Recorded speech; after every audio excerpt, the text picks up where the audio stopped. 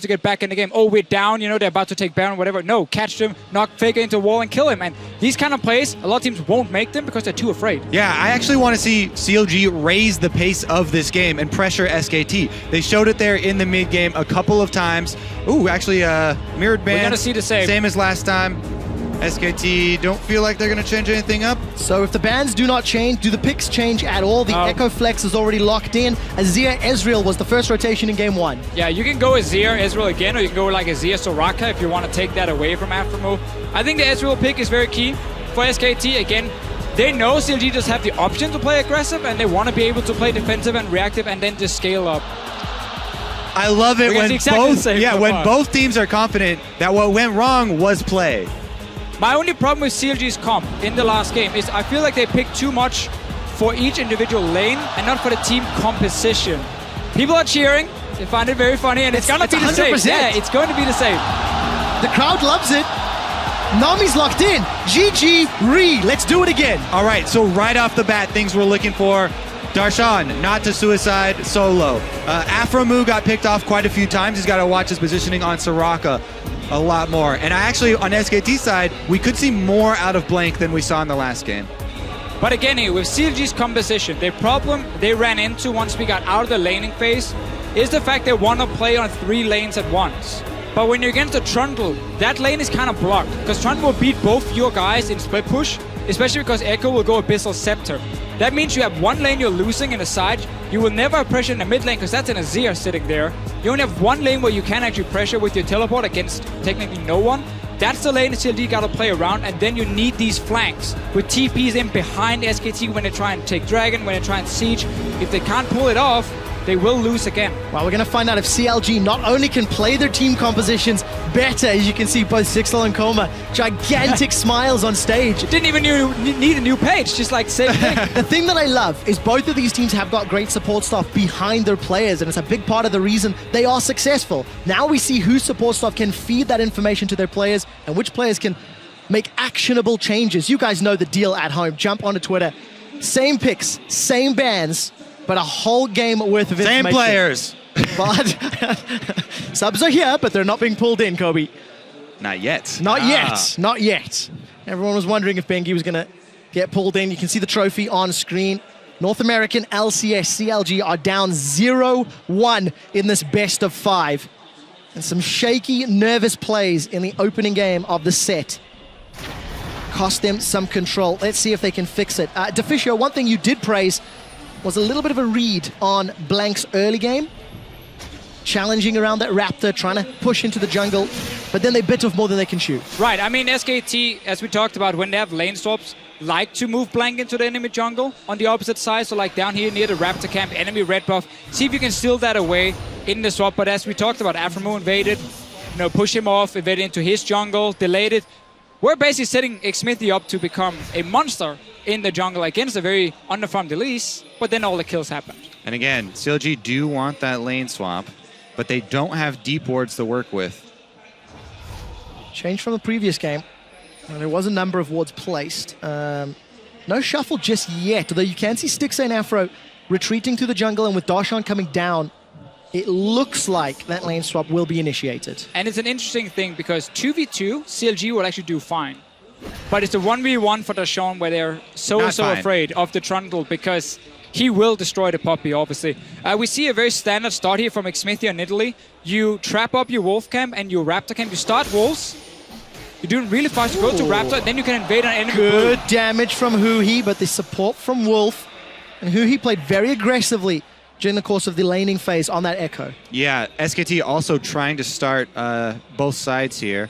Everybody's going to go down to the lane swaps, and it will be pretty standard, it looks like. Well, they're keeping Wolf near this Raptor camp because, again, they know Xmithie's trapping up 2 camps, gonna fast lead them, and then potentially go to the blue buff of SKT and then challenge their Elise. That's why Wolf is staying around. He saw the traps, he knew what was happening, and that's a very smart start because it now shuts down the early push Xmithie was going to have towards that enemy blue buff. Oh, more burst damage from Hihi. Gets the Thunder Lords as well as the Z drive and backs away.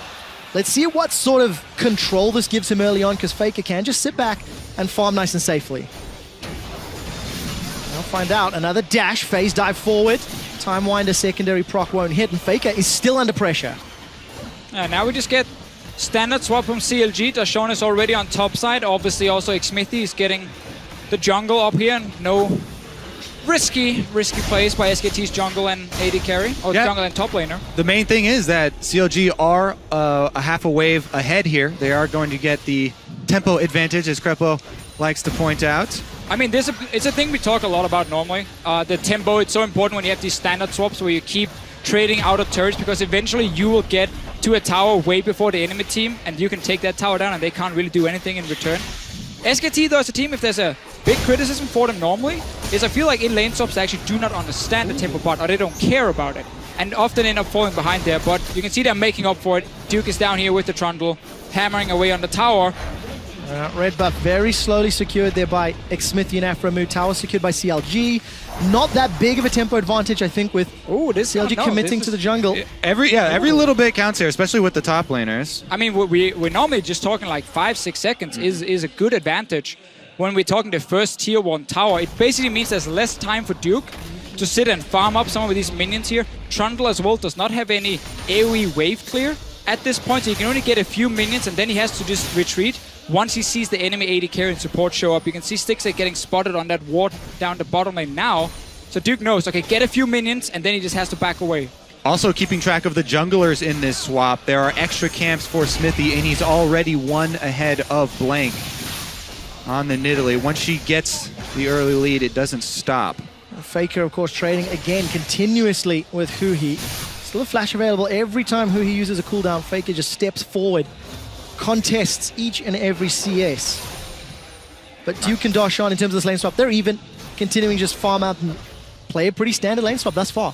Yep, just gonna push in for next tower. Wolf getting the interrupt. Good for him again. Slows down Darshan and how fast he can recall and return to bot lane, because he always wants to go bot lane now. So he's there when the tower dies and he can get the full amount of gold, and obviously he doesn't fall as far behind. It is important. It's all these small things that happens in these swaps. Some changes from the previous game as well. Cult's picked up by both ADCs. Boots of Swiftness already for Darshan. He's already relocating to this bottom lane. You can see Duke slightly ahead in terms of repositioning his lane priority. And an even start. No early mistakes from CLG, but no over-aggressive plays either there, Kobe. Yep, exactly.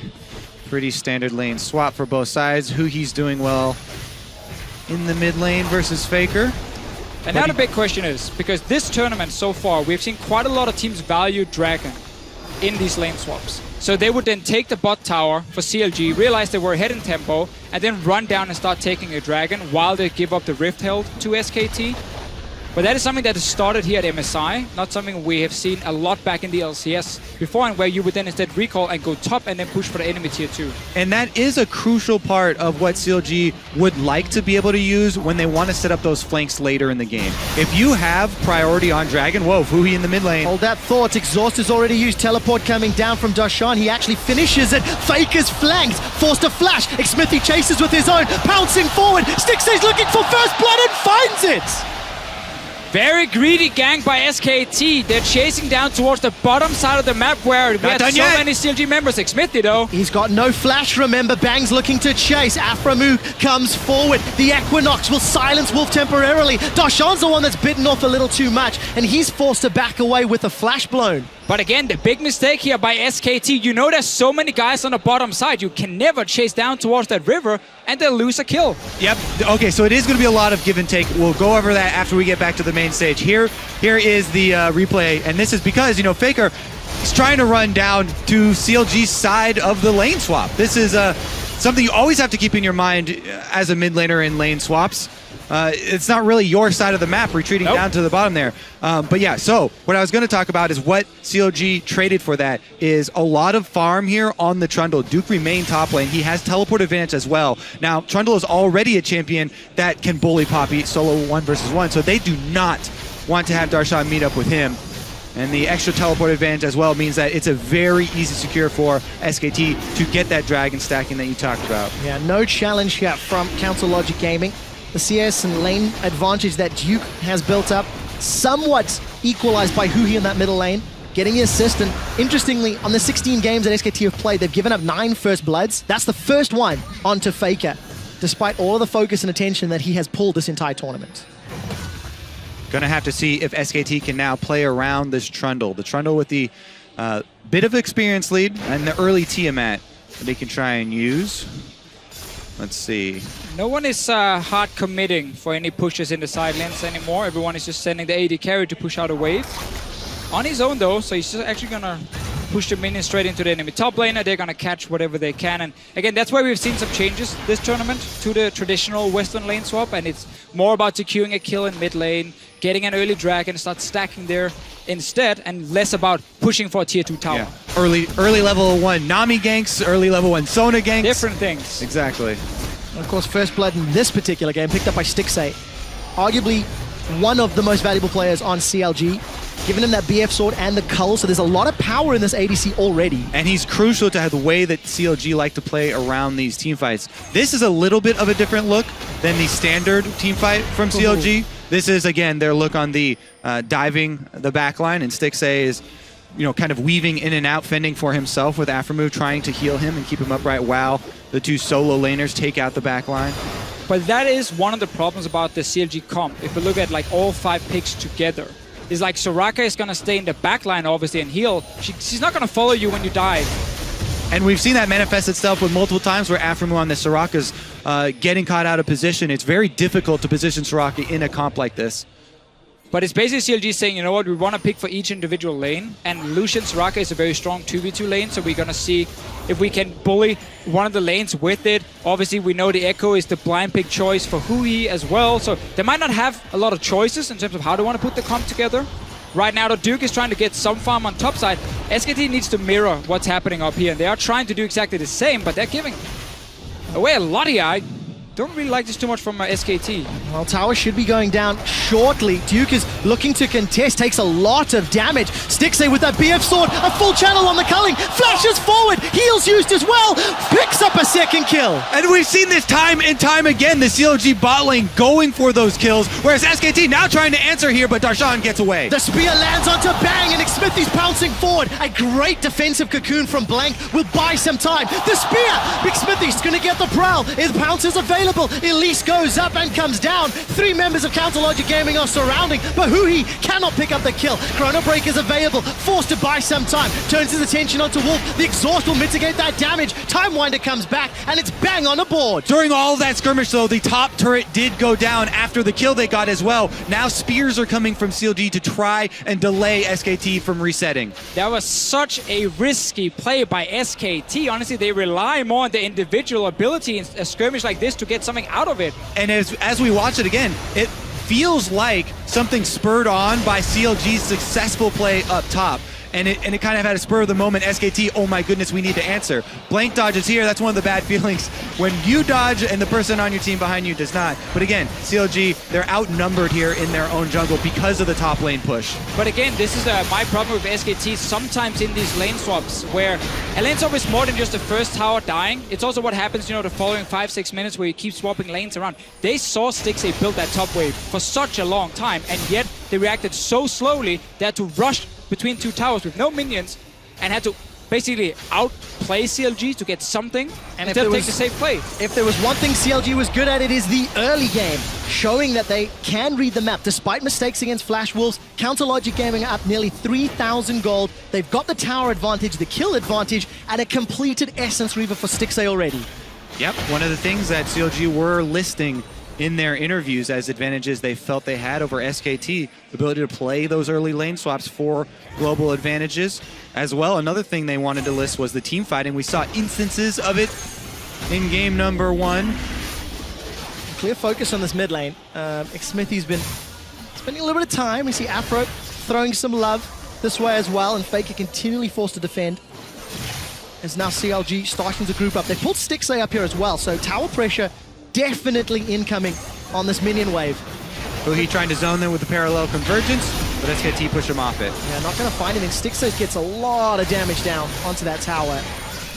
Then though, SKT, because again they started losing in these side lanes before, and now under pressure. You can see Bang is all alone bot side pushing in, but that's just going to be picked up by CLG. Obviously, yeah, the reaction here from CLG, they immediately pull back off of the press on mid and send Stixxay down to collect the gold bottom. As soon as they saw Bang switch gears in the side lane, you see him try and change, try and shove it as quickly as possible. Stixxay does get there in time for the cannon and the second melee. Oh, it's just a very safe play by CLG.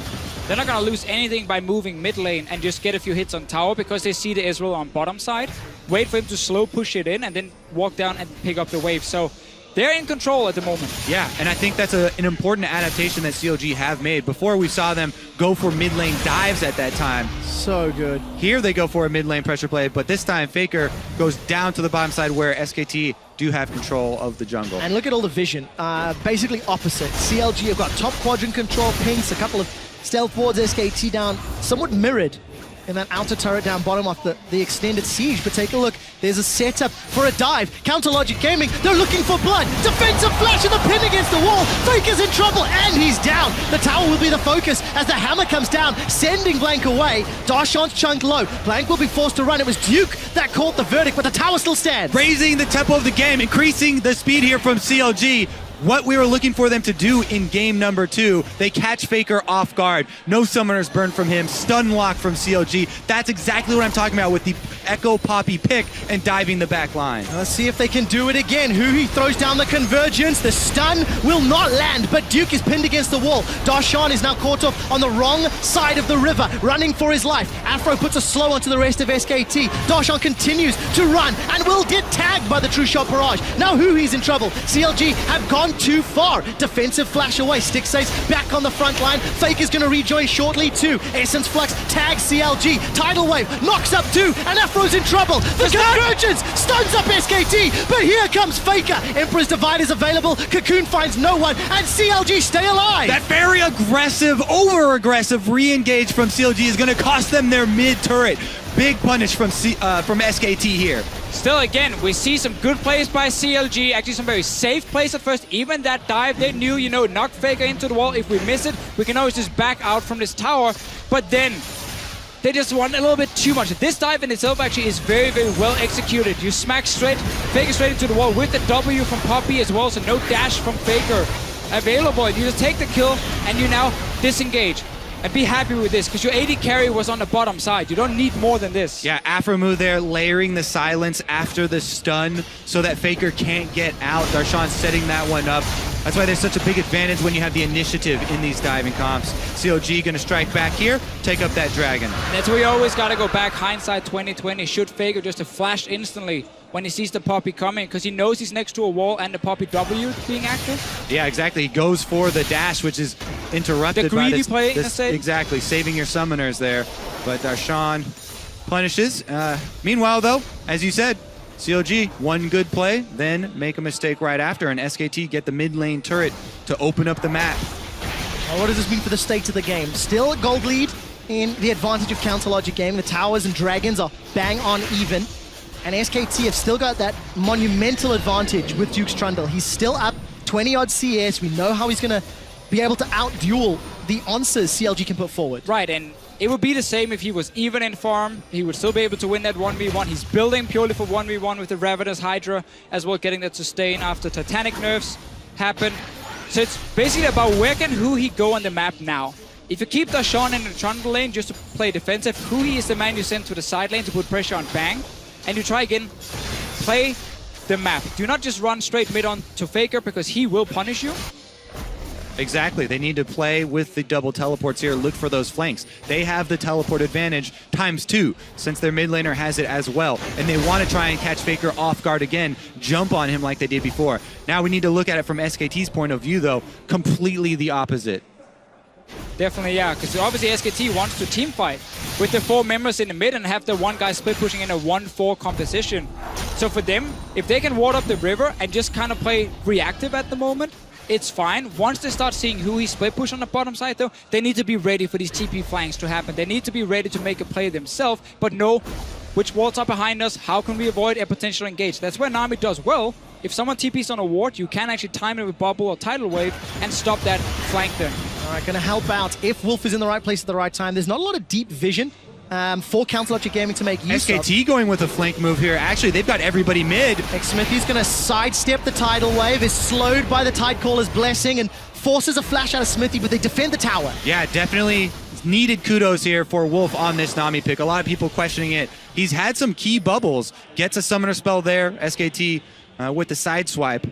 And this was exactly what we talked about. As soon as SKT sees Hihi on the bottom side, they can't really send anyone to stop him because they don't have a double teleport set up. So they had to make a play mid. And because CLG pushed up the tower, they actually went for the play. Hihi is not going to find the stun, but he's got a lot of burst damage. Chrono Break damage will not apply. Teleport comes down from Darshan. They're going to continue to fight. Faker forced to flash away. Now Hihi's running for his life. A pin against the wall from Darshan, and he gets the kill. The wind-up, the hammer. He sends SKT away, and they find a kill. They find a tower, and CLG break it open. And that opens up the map because they strike on the bottom side. All of SKT reacts. They collapse down there. Then CLG moving across the map, take down the outer turret as well. And of course, in comparison to game one, this time round, CLG make the TP plays work. They find the kill and the objective. And this time you get the Ekko in the side lane against the Azir. So Faker takes this fight, obviously because he knows he can get teleport as well, but that's a 2v2. And I want to look at Faker here just before he goes down, because Wolf is coming with heal ready, but he doesn't use the heal, tries to bubble instead, and you see the heal there in the very second. So because Wolf valued getting a long-range bubble, and he actually thought Faker was going to die instantly, I think, he didn't get to save him. Caster curse of complementing the bubbles there. Uses it over the heal, and Faker feels the pain. Darshan with the walk-away explosion kill. Second half of the Q damage there. And also important to note, Duke TP'd in to equal Darshan's TP, so now TP advantage in favor of Hihi and CLG. Same setup for CLG. Put Hihi in that side lane and make sure that he knows it's only one guy he's fighting against. Now, obviously, there's no teleport to back him up from Darshan. And no need to rush 5 versus 5 if you are CLG. But if you get the flanks and you can, like, split up the fight as a 1v1, 2v2 in the middle of this big team fight, Darshan then CLG does well. Does not have teleport to get out of this. So his best bet right now is to try and run them around the map and waste their time. CLG, again, we talked about before, though, trying to punish. Oh, can he recall? Nope. No is the answer. No flash available. The verdict will come up shortly, and some minion taxi can take place. Let's see what else can CLG take. Exactly. They're not really in the position to punish here, so Darshan is going to go down, and SKT should probably be able to recover afterwards and go clean up the mid-wave that CLG are trying to push. Look at the mini-map, though. Xmithie's run all the way into the jungle of SKT and placed a number of wards. That pink ward actually has been there for a very long period of time. And CLG will at least have some options to use the TP in future. Yeah, very big pick there for SKT. Needed gold to get right back in this. Doesn't cost them anything. They're able to recover right after. But a big mistake.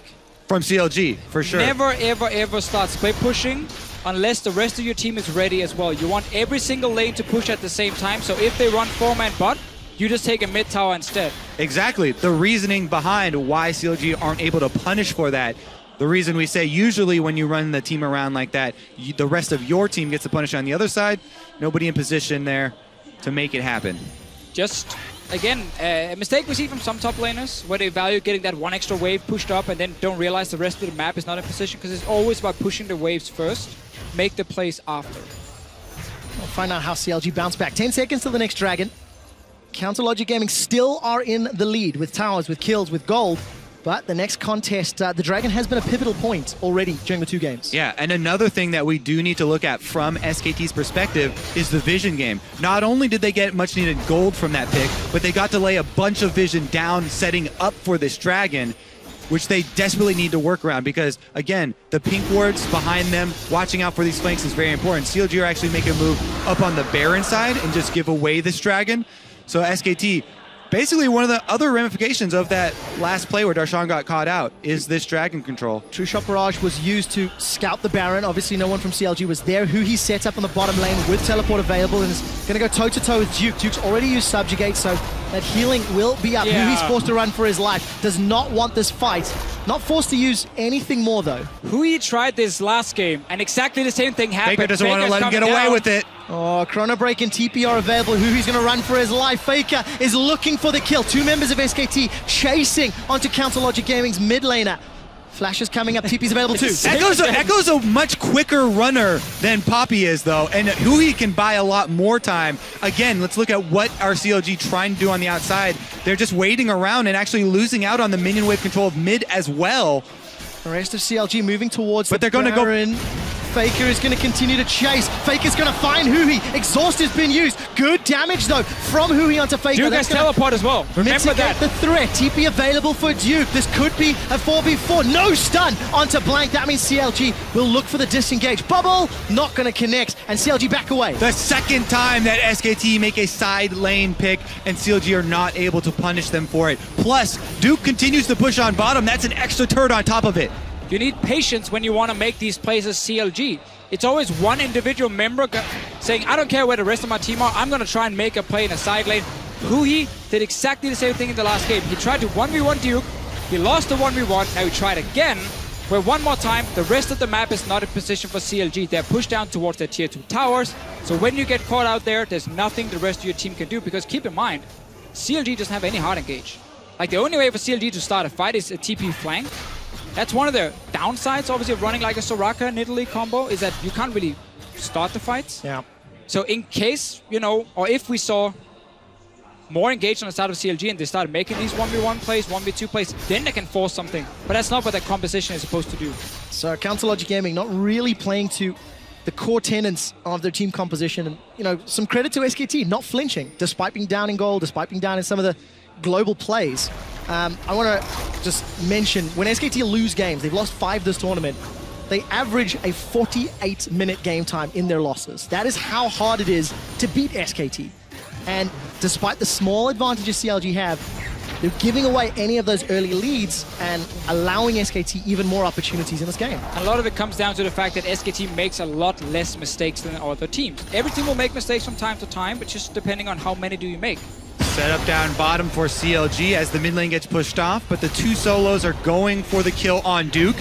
All right, Duke should walk into this convergence, realizes where it's coming down, turns his attention. That was a flash from Hihi, looking to continue to tag. Duke failed flash! That's the mistake that Official was talking about. Look at the rest of SKT. They peeled for Baron. Yep, this time they're the ones starting Baron, but the 2 solos have teleport. So again, it's a Baron without threat, and the spear lands. That's a lot of damage onto Wolf. The tidal wave from Nami and the bubble. Wolf is the sacrificial piece of sushi. A defensive flash. Afro gives up his life to save his ADC. Bang! Flashes and Arcane shifts forward to find another one. Xmithie misses a point-blank spear. You cannot afford that. Here comes Hihi. He's looking for Blank. He's going to even it out. 2 kills apiece. Faker wants to reply in kind. Soldiers secure 1. Now there's 2 members of CLG looking for the kill. They take down Faker. 3 for 3. That was supposed to be a massive fight for CLG after getting that kill in the bottom lane, TPing into the Baron, but SKT, they managed to get a few kills. Stixxay, aphromoo, they jump too aggressive, they go down, but still, CLG can at least get some damage on mid tower. Exactly, Stixxay, we always talk about how aggressively he plays with this AD carry, a bit too far there. Afro has to go in to try and save him, and then they both end up dying on the outside. Yeah, I got a little bit too hyped for CLG and diving in here. Look at Stixxay. The first dash in on just Bang to get a big chunk was advised. However, the second one there for Stixxay to go in ends up costing them huge.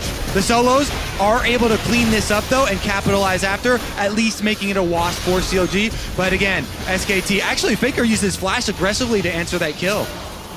I think we just saw in the last minute how every team will make mistakes, but some teams make more, and it's also about can you punish the mistakes. Right here, massive mistake by Duke, first of all being caught out, then flashing into the wall, but then CLG couldn't punish further, and therefore SKT managed to even it out and not lose Baron.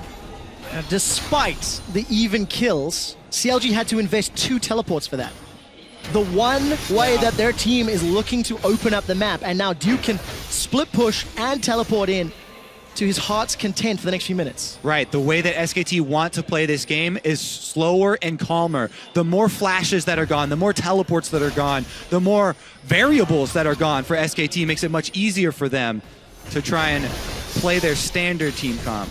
I know we're very even in this game, but CLG already showing up a little better in game 2. So the flanks are coming in without teleports. They don't need it. The parallel convergence stuns up SKT. Tidal wave will allow a kill though onto Hihi, and CLG are forced to run for their lives. They simply didn't get the damage down. Blank was able to repel up. Stixxay still putting some burst outs. Yep, the great stun lock there from SKT. Hihi doesn't get to get his ultimate off. I think he was just on the edge of the parallel convergence as well, and it cost CLG that play. Good engage though from CLG, knowing Faker had no flash. But then suddenly the Ekko goes down. Still no hourglass for Hihi. Once he completes it, it's going to be big, because then he can start really diving in. Obviously, still, if you get bubbled or cocooned, you can't really do a whole lot. Aphromoo's ulti also came in after Hihi had already died. Darshan. Whoa, very risky here. Bang can close in. Iceborne Gauntlet as well. Darshan takes a lot of damage from Bang already. No flash, no verdict. Afro's the target. True Shot Barrage will tag him. Here comes Faker and Blank. Special delivery. Aphromoo's down. SKT find another kill. One of the big things for SKT in the way they play against this Soraka with the Nami is they have these extra slows coming in with the Nami, applying it obviously with the E to auto attacks. Also the long range ulti from Nami to try and catch this very immobile support. And see what happens here. Let's take a look. Parallel Convergence will not be tagged. Hihi's under some threat as Duke's looking to run him down. Defensive culling up north while Hihi chrono breaks back, gets some damage. Looking for Wolf, but I think it was exhaust, so not enough damage to find the kill, and CLG give up another kill. They're hemorrhaging gold. They're hemorrhaging control to SKT. Control around the entire map now for SKT as they're going to clean out vision around Baron and set this one up. I was saying before this passage of play that CLG was showing up a little better in game 2 than what we've been seeing. Last time SKT played RNG, or when they played against Fnatic and IM. You know, there's 3-game series. I mean, CLG is doing a much better job than we've seen in the past against SKT. Look here. The cocoon on the edge of the parallel convergence. And then he actually jumps straight into the bubble right after, so he couldn't even outlast if he had it. Ends up going down. Close. There's the ulti from aphromoo coming in as well after who had already gone down. And small things in these fights, but SKT keep looking for the flanks, and they always go for Hihi. When he jumps in, it's like, get the cocoon, get the bubble. It's one point of CC on him, and then try and burst him down. I'll take a look at the goal difference here. CLG held the lead for the better part of 26 minutes. And the last few just being picked off, just, you know, chasing the loss maybe, as SKT have regained control of the map, of the game, and the gold. And as you said before, CLG, they are playing well. You know, they are going toe-to-toe with SKT. And that's more than we saw from Fnatic if we go back to IM finals, obviously, where SKT won 3 games fairly quickly. And that's a big thing for CLG. Aggressive move from the back line of SKT. Let's take a look. Stixxay's chunked down. Exhaust has been used. Xmithie, Darshan, Hihi. They're looking for targets. Blank's gone up and come down. Darshan's caught in a bubble. Flashes and QSS's away. Duke is coming. Are grouped up. Here comes Duke from the back. Counter Logic Gaming. They're in trouble. The spear tags bang, but it won't matter. Flash away from Stixxay. Trying to kill Duke, but it will not count. Hihi gets exhausted. Still cannot find a kill. That's 2 for Counter Logic Gaming. SKT are running for their lives. A chomp from Duke secures the 3rd. Stixxay still running away. A huge victory for SKT. They're going to chase down the last kill here, and that should be Baron as well for them. Once again here, SKT, they pick the correct fights. You see them kite back at first when the engages happen from the Poppy, from the Ekko, and then they land some very crucial CCs onto CLG, and always just buy more time, and wait then for your own top laner to arrive. Duke didn't even have to teleport. He ran all the way up the river. Didn't need it, still has it available. Baron secured for SKT, a 5,000 gold lead. Wolf 0-0-10. He's been the target of CLG multiple fights in a row and has not been caught out. So check this one out here. First, it looks a bit risky from Bang jumping in, but as soon as CLG tries to engage, everyone from SKT just kite backwards. Land one piece of CC on one of the tanks, and then suddenly Duke shows up. You're bought enough time. Now you can play aggressive because the engage is gone from CLG, and they're not afraid of diving the back line because there is actually no CC from CLG to stop you once you dive. Soraka, it's very hard to land the snare. Nidalee doesn't offer anything. Lucian doesn't offer anything. And you have the Ekko and the Poppy being busy, obviously trying to kill SKT's backline. So you see Faker every single fight. He's not afraid to just go for Soraka, go for the Lucian, because no one can lock him down. 7-4-5. Most deaths on his team, but it simply doesn't matter because the rest of the team cleans up every single time. Yeah, CLG are working with a much smaller timing window on those team fights. Not able to take anyone from SKT down there before Duke arrives, and at that point, they've used everything. Yeah, it's what we talked about with this composition for CLG. It looks to be 3 separate parts that doesn't really fit together because you can't protect your own backline with the front line of CLG, with the Poppy and the Ekko. You don't have any CC to really stop anyone when they dive your carries. And you don't have the damage either to kill the backline of SKT because it's at Ezreal. First of all, there's a Nami healing and CCing as well. And Ekko struggles so much when it comes to bursting down one target because he can never use ulti offensively. He needs the longer fights where everyone is split up and he can chase. but you don't get those fights. No, he does not. He doesn't get to set up and engage either. Hihi, without teleport, Duke was able to force Darshan away. And looking at vision on the map, there's not a lot of wards behind SKT. 1 or 2 if CLG wanted to pull the trigger, but they simply aren't in a position to do so. And definitely not against a Baron up team. CLG are just stalling. Baron power play, 3,800 gold more than CLG already. Bang takes a lot of damage. Timewinder tags up multiple members of SKT, and Bang is low. Keeper's Verdict will send Duke away from the tower, but I think the minions should still be able to secure it. There it is, taken down. It's coming apart at the seams for Counterlogic Gaming. Yeah, there's nothing Darshan can do to move this Thrundle off of the turret. He's 3 levels down, 100 CS, even with Xmithie coming. Duke is gonna 1v2, pinned against the wall. Now Afro's coming to join. There's no mana left for Xmithie. Mid inhibitor turret is the next target that Faker has set his eyes on. And Duke, he just does not care. He's on the top lane inhib. The rest of SKT, they're on the bottom lane inhib. Yep, and they're gonna get it. This Baron buff does not time out. They're gonna get both inhibitors, and SKT press in towards the Nexus. 6,000 gold on the crest. 3 inhibitors. This is a fantastic Baron power play. That's going to hit 7k. Aphromoo's the target. Parallel Convergence will not be able to really tag anybody out. Blank is low, but it doesn't matter. Xmithie forced to retreat. Duke's now forced in the front line. There was a TP in behind by Darshan. He's looking to do something, looking to set someone up, but he's got no hammer to knock people away. They have to make a desperate play right now. They are going to try. Fake is going to use the Divide to kill Stixxay. Sends the soldiers forward. SKT with the Baron up minion or warring out. They're still waiting for super minions because it's still the normal minions just buffed up by the Baron here. Maybe some kills. 5v4, Darshan forced to flash and QSS away. Parallel Convergence will stop only Duke as the rest of SKT, they set their sights on the Nexus turret. It will fall in a 5v4. SKT look to take down the Nexus, look to take down Counterlogic Gaming. It takes a few more hits and they are 1 win away from the mid-season Invitational title in 2016.